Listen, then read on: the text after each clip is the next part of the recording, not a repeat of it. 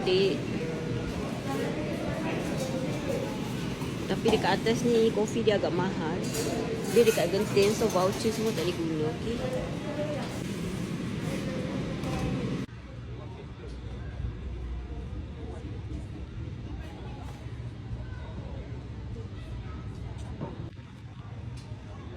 Okay, ni suasana kat luar dia. Sejuk. Wow.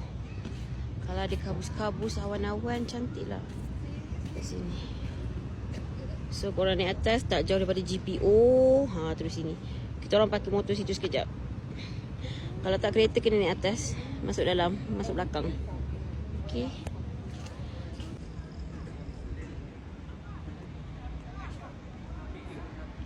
Hai korang. Ini dah laki kopi yang buat nak cakap kamera itu.